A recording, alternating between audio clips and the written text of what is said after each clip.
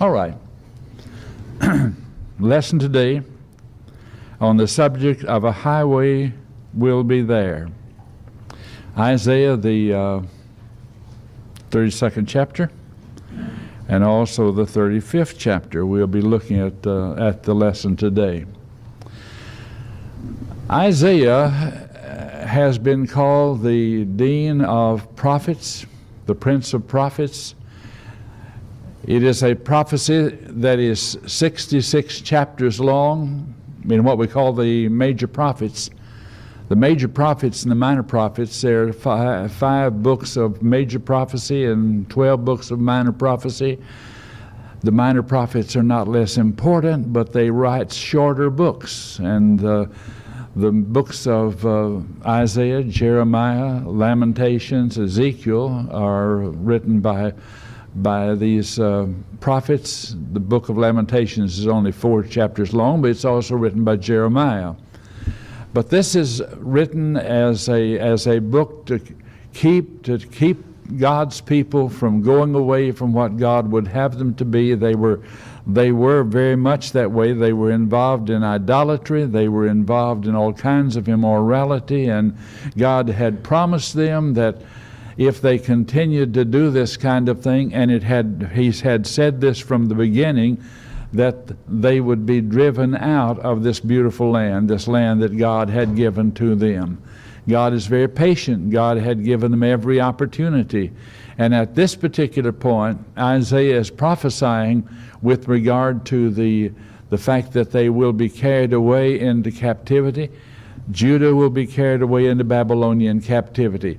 I'm going to show you a map here, and we'll be able to look at this. One of the advantages of having a mouse like this is that I can move around. You see that little guy moving there? So the northern kingdom of Israel is in this region, and the southern kingdom is down here where Jerusalem is. It's called Judah. Judah and Israel. Israel will be carried away in 722 into Assyrian captivity. Assyria is back over here off the map, but they are threatening both Israel and Judah. Because of the prophecy, I believe, of Isaiah, Judah is saved at this time. They certainly are worried about. They are worried about the coming of Assyria. Tiglath-Pileser is the king of Assyria.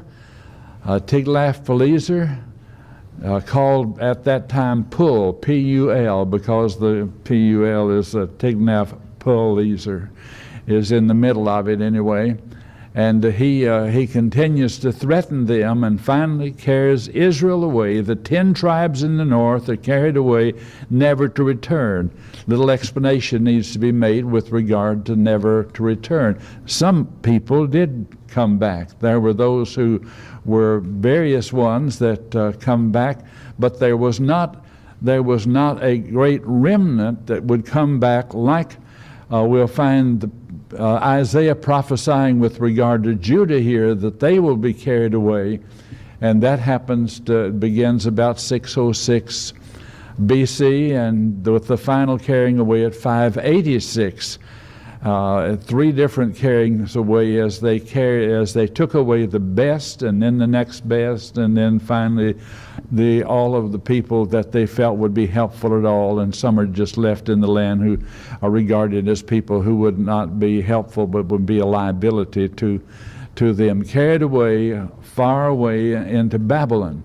Isaiah is going to be prophesying not only to keep the people to be faithful, but also we'll find him beginning to encourage them that even though ultimately they will be carried away, that there will be that remnant that will be brought back. Actually, it's going to be 200 years before that will happen. Yeah, you see, it's about 136 or 140 years between the carrying away of the northern kingdom and then finally the carrying away of the southern kingdom, and then their return as the Lord had promised. And This is beautiful poetry that we're going to be looking at as God comforts His people, that even though ultimately there will be a carrying away, that there will be, the desert will bloom and there will be a highway, and God will bring His people back into the land, and Jerusalem will be rebuilt, the temple will be rebuilt, and all of those things. But that just gives us a little bit of an idea with regard to where we're going. And let's see, I went the wrong direction. There we are. Behold, a king will reign in righteousness. I might just observe with you that Isaiah prophesies over a long period of time. When he comes to the prophetic office about 740 BC, Uzziah was the king in Jerusalem, and he will be prophesying during the reign of Uzziah, Jotham, Ahaz, and Hezekiah. And some of these kings are better than others. Some are much worse than others. There are no good kings at all in the northern kingdom. But these are the four kings in the southern kingdom that are there during the time of Isaiah's prophesying. He could be called the prophet of the kings. He prophesied he had easy access to the palace. He had easy access to all of these kings. And his prophesying to them is, I believe, something that certainly is very helpful, in the sense, even though he was bothered and disturbed, no doubt, because these kings were not what they ought to be. No politicians are they? Whether they're kings or princes or whatever they may be, people who are in positions of authority and great authority have a lot of problems. There are many things that cause people to stumble and fall, and great power is one of those things. The people who have unlimited power as kings are corrupted by it in so many, many cases. But as it begins here, he says, behold, a king will reign in righteousness, and princes will rule with justice. Isn't that a refreshing thing? That must have been. You see, Isaiah knew the sins, he knew the weaknesses, he knew the frailty of these men, and even though he tried to prop them up every way he could and help them to be better at what they were doing, nevertheless, they were human beings, and he recognized their feet of clay. And as he begins prophesying here in Isaiah 32, behold, a king will reign in righteousness, and princes will rule with justice. A man will be as a hiding place from the wind and a covering from the tempest, as rivers of waters in a dry place, and the shadow of a great rock in a weary land. These are pictures that poetically he is using here to tell how wonderful and great it's going to be when ultimately the kingdom of God is established on earth. That the king will be one who reigns in righteousness. Jesus Christ is King of kings and Lord of lords. This is not talking about a premillennial kingdom here on earth, as one might conclude, that Christ is coming back, sit in Jerusalem, and be this king that would rule in righteousness. He's ruling today. He is King of kings and Lord of lords today. And he is a hiding place for us, and a covering from the tempest, and all of these things, a great rock in a weary land.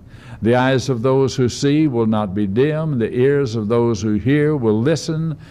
Also the heart of the rash will understand knowledge, and the tongue of the stammerers will be ready to speak plainly. Now, when Christ came, immediately were people that receptive toward him? Not at all. Those who, however, are a part of the kingdom, those who are in the body of Christ, are people who recognize and love and appreciate all the things that we're talking about in this. So here, in a very poetic way, he talks about what's going to happen ultimately, and is giving hope.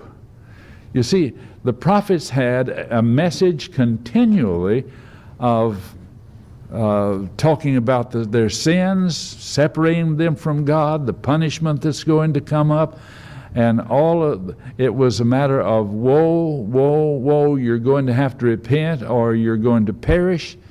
So it is refreshing for Isaiah to come and say, ultimately, it's not going to be this way. They're going to be carried away, but there will be this king that will dwell and reign in righteousness, and all of these wonderful things that will be a part of it. And it continues on to talk about what a beautiful thing that it is. There will be this way called the way of holiness. Well, we looked at that slide already. He says, beginning in verse 1 of 35, the wilderness and the wasteland shall be glad for them, and the desert shall rejoice and blossom as the rose. It shall blossom abundantly and rejoice, even with joy and singing. The glory of Lebanon shall be given to it. Now, if you're aware of what the Bible land is like, it is a semi-arid, a semi-desert sort of, depending on where you happen to be. If you're up toward the northern part, up where Carmel is and where Lebanon was, and maybe I'll make that map come back here just a moment. Okay, we're talking about this little hiccup right here. If you want to know where Mount Carmel is, that's the hiccup there that sticks out in the Mediterranean Sea. It is at this place, you remember, that the prophet meets the 400 prophets of Baal and says to them on that occasion, he says, if Jehovah be God, serve him. If Baal be God, serve. Why do you halt or stumble along between two positions? And after the test that was made, they put out the sacrifices for Baal and the sacrifice for Jehovah God, and he ridicules them all day long, telling them to call upon the name of their God to send down the fire, to cry louder. They even begin to cut themselves, to do whatever they could to get the attention of Baal, and Baal never sends any fire. So when it comes to the matter of the sacrifice to God, they pour barrels of water on it. It even runs down in a trench around the altar that has been built. And when he calls upon God to send the fire, it comes down and burns up the water, burns up the altar, burns up the sacrifice, and makes a dramatic impression upon people. So they kill the 400 prophets of Baal. And he flees into the wilderness because Jezebel says, what you've done to my prophets, I'm going to do to you. That's the kinds of up and downs that happened at that particular time. But now as we get to this point, you are in a situation where Israel is about to be carried away. It would not be very long before it would. There are prophets in the north. The prophets in the north for Israel are Amos and Hosea. Isaiah prophesies both to the north and to the south, but primarily to the south. It's Isaiah and Micah that prophesy to the southern kingdom, Judah, and they keep it from going away at this particular time. Idolatry, a rebellion against God, is characteristic not only of the north very much, but also of the southern kingdom, which is not as bad as the northern kingdom. But with that, we get back to the description of all of this. The wilderness and the wasteland shall be glad for them. When they get the rains, the Bible land is certainly very rich and causes things to grow and in great abundance. But when they do not get the early rains and the latter rains, and the Old Testament talks about both. If they get the early rains, things start, but they don't finish without the latter rains also that they depend upon to really make the harvest. So he's saying here, the wilderness and the wasteland shall be glad for them, and the desert, much of it looks like desert much of the time during the year, especially as you go south and toward the east, toward the Arabian desert, as it gradually goes toward the Arabian desert. But he's saying that the desert, the wasteland, all of this, that they will rejoice and blossom as the rose. It shall blossom abundantly and rejoice, even with joy and singing. Why all this? Because God's people are coming home. God is going to bring them home, and it's not going to be that difficult journey that it might have been had not it being spoken of in this wonderful way. Abundant and rejoicing and joy and singing. Characteristic of God's people when they would go up to Jerusalem, incidentally, is that they would go with singing. They would come once a year to Jerusalem at the time of the Passover, wherever they came from. In many cases, they would walk together. Great groups of people would walk together, and they would sing. They would sing the Psalms. You know, isn't it interesting how we get to the point we remember the words of the things that we sing? Do you have to use a songbook all the time? No. Many of us that grew up in the church and have sung the songs over and over again never ever need to open a songbook. We know all the words. Wouldn't it be wonderful to know all the words of those psalms that they sang? The Psalms was a songbook, and they're such beautiful things. God gave them. They're inspired messages. But they would, as they marched, they sang along, and you can see the marching things that are part of the Psalms if you look into the original language. All right. It shall blossom abundantly and rejoice with joy and singing, the glory of Lebanon. The thing that was characteristic of Lebanon was the cedars of Lebanon. They're not there anymore, folks. They've been cut down. Wonderful, beautiful things in nature have been cut down. I predict that ultimately all of the redwood trees and sequoias will be cut down. They'll be gone too. We're grateful for what we have and while we have them. But when it came to the building of the temple, the cedars of Lebanon, those magnificent cedars that you can't see anymore, were used in the construction of the temple. And the glory of Lebanon shall be given to it, it says. The excellence of Carmel. Carmel is up on the that little hiccup out there. And it got a lot more rain than other parts. The rain was more abundant in the north and toward the west, and as you just diagonally come across, it becomes more and more arid, more and more desert as you get then toward the Dead Sea and beyond the Dead Sea on the other side. But they're going to blossom abundantly, it says. The glory of Lebanon shall be given to it, the excellence of Carmel and Sharon, the rose of Sharon. They shall see the glory of the Lord and the excellence of our God. Strengthen the weak hands and make firm the feeble knees. They were to be encouraged. They were to recognize that this is what God is going to do ultimately for His people as He brings them back out of that captivity. They'd gone there for 50 to 70 years, depending on whether the ones who went in the first carrying away would be there the entire time, such as Daniel. He was in that first carrying away at 606, and he was there until 580, until they were brought back in the 400s. But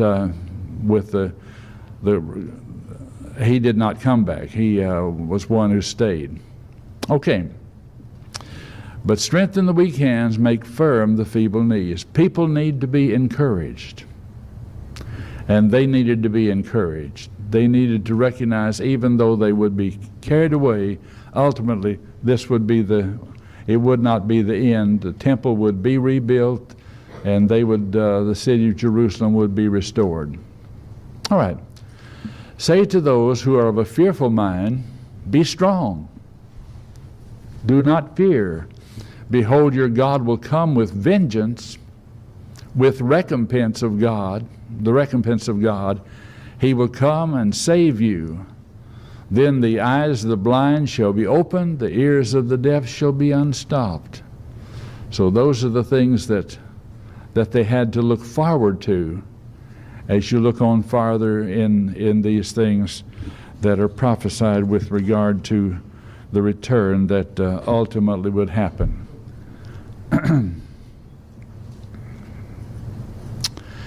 It says, then shall the lame shall leap like a deer, and the tongue of the dumb shall sing. For waters shall burst forth in the wilderness and streams in the desert. These people that come back, it will not be a weary journey for them. It will be something of great, great rejoicing.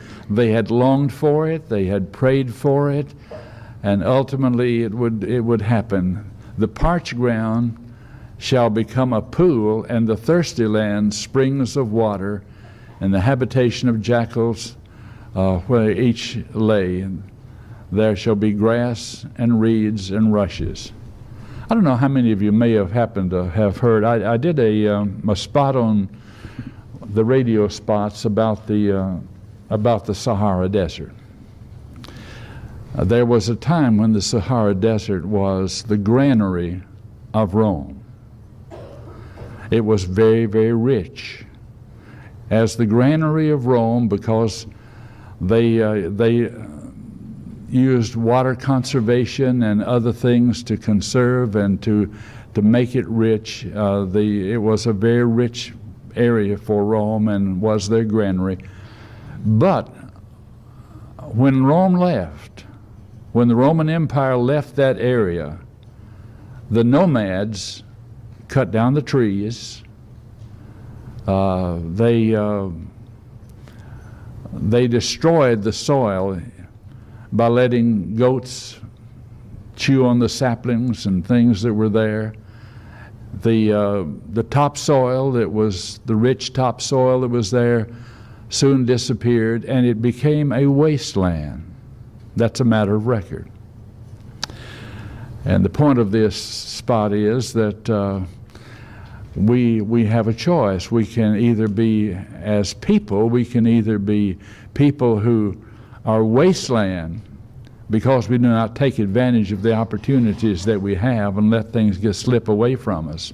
We can be wasteland people, or on the other hand, we can, through conservation and use of our talents and what God has given to us, we can be people who are helpful to others and to ourselves and a rich blessing.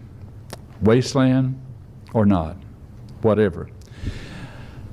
But here in this particular case, he's talking about the parched land shall become a pool, and the thirsty land springs of water, in the habitation of jackals each shall. So he is suggesting that which was wasteland is going to become beautiful. There will be springs in the desert, burst forth in the wilderness, and all of these things, all of this beauty. And here's this verse 8. A highway shall be there, and a road, and it shall be called the highway of holiness. The unclean shall not pass over it, but it shall be for others. Whoever walks the road, although a fool, shall not go astray. The way of holiness. It shall be called the highway of holiness. What did Jesus say with regard to himself? I am what? I am the way, the truth, and the life. The coming of Christ is the coming of, as it were, that way of holiness for us. He came to reveal it.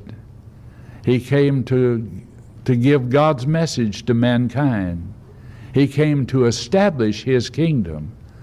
He said, heaven and earth shall not prevail against it. That's what was going to happen. And so there is this passage here saying, a highway shall be there and a road.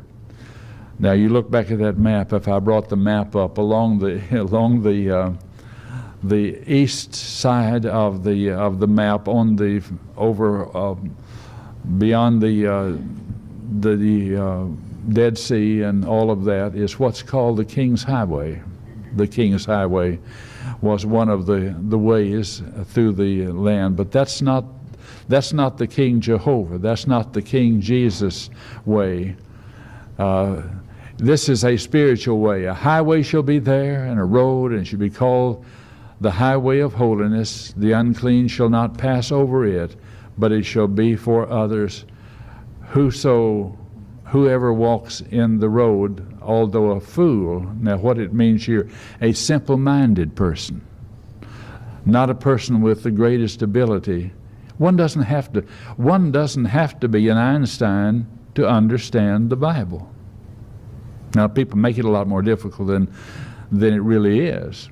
There are those who try to spiritualize everything and try to redefine and complicate it and twist it to wrest the Scriptures, as Peter says with regard to some who wrest the writings of Paul to their own destruction. So there's many ways to misunderstand, but the Bible is its own best interpreter. We need to let it interpret itself.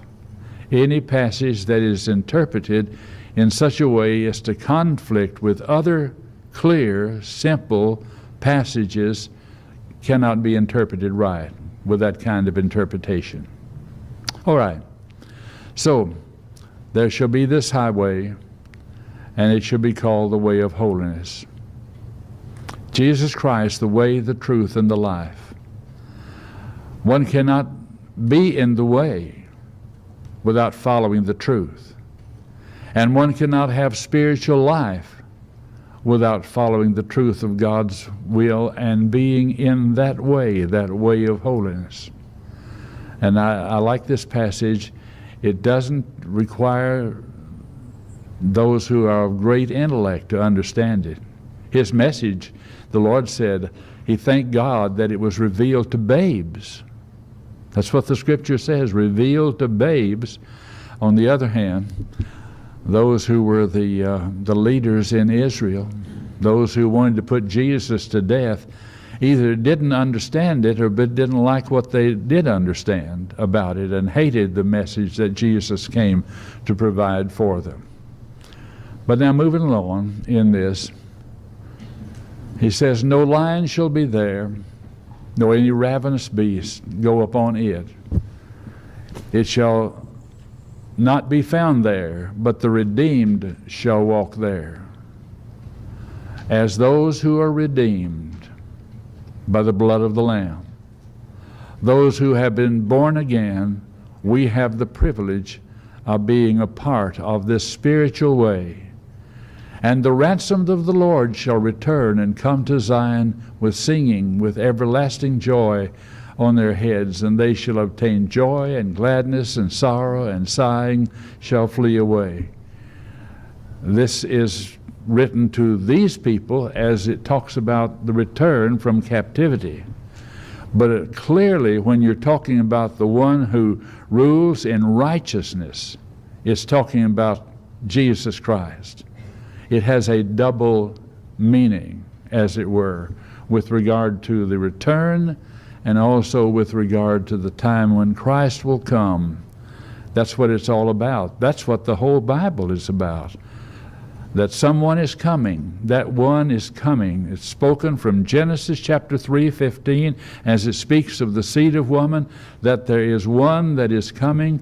It's all the way through as it talks about Abraham, that through his seed all nations of the earth would be blessed.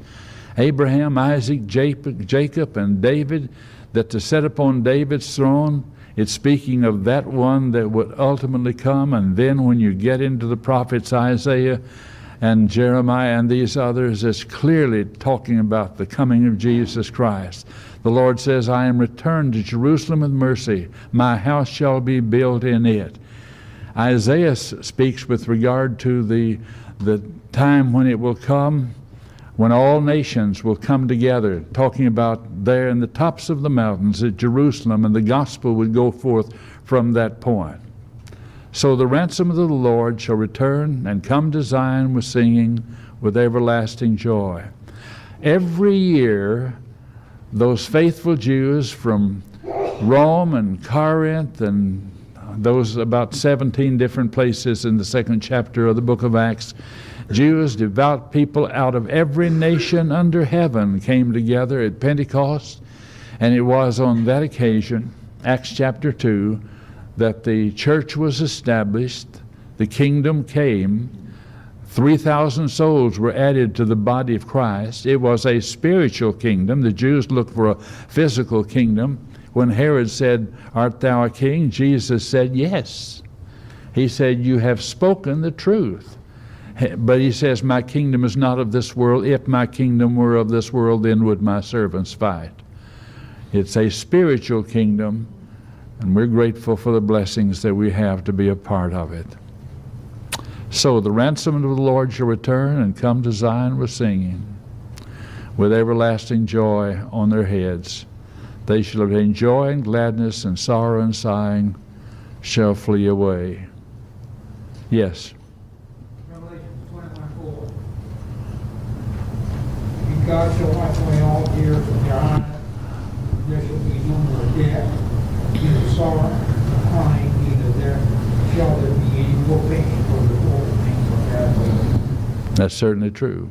We look forward to the blessings that we shall have on life's other side. There are many fulfillments in prospect as we come along the way. God blesses His people. But there's a lot of sorrow still. There's a lot of difficulty and hardship and persecution. Christians are able to bear it better than other people. In fact, the Scripture says in Philippians, as it speaks with regard to this, that we have a peace that passeth all understanding.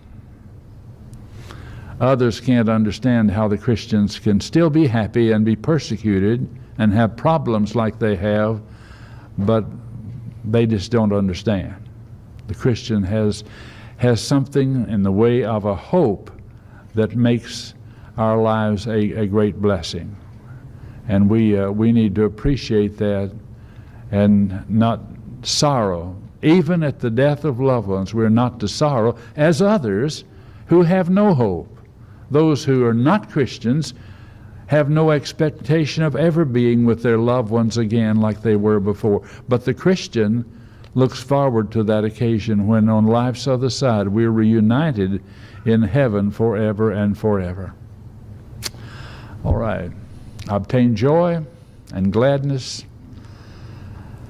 There's something wonderful about becoming a Christian. Have you ever noticed how that people are so happy when they obey the gospel? When people are baptized into Christ, what joy it is. There are those who have prayed for them and worked to encourage them and invite them and do everything that they can. But when they obey the gospel, even though many times it's with tears running down our face and their face too, they're tears of happiness and joy, because there's nothing like the birth of one into the kingdom, into the family of God. Now it's a great occasion when a grandchild or a great-grandchild is born. I better not get off too far on that, but I am going to tell you a little bit. But it's a great occasion. My little first great-grandchild had his birthday yesterday. There were only 40 people there in their little house in Chattanooga. But the 40 people had a wonderful time. They put it on Skype so that the little cousins over in Tanzania, Africa, could see it. and the grandparents over in Arkansas, northwest corner of Arkansas. They could see it at the same time, and I could see it. The kid has more toys than any kid ought to have at 1 year of age. I sent him a dog, not a real dog. Okay. I sent him one of these little dogs that bark, bark, bark, bark, stand up on his hind legs and does that flip backwards. And I was just hoping that he would be able to make it all the way from China and still able to do his flip and everything. And he did, and I saw it on television. It was a terrific occasion. All of these people that were there, and one of the things that came out of this was that with all the things that children have here in this life, the little kids that are in Tanzania have no toys, no coloring books, and they would be thrilled to have some crayons. They just don't have anything like that. So these 40 people decided to send a bunch of things, and we have crayons and coloring and books that they could use for the children over there, and that I think is a good thing. Any comments before we bring the lesson today to its close? We have a lot of reason to be joyful, don't we? We ought to be grateful for the blessings that God has given to us, in spite of the fact that there are difficulties and there are sorrows and always will be in this life. But nevertheless, we look forward to even greater blessings beyond this earthly veil. We'll stop it at this point, and then we'll continue in our lesson.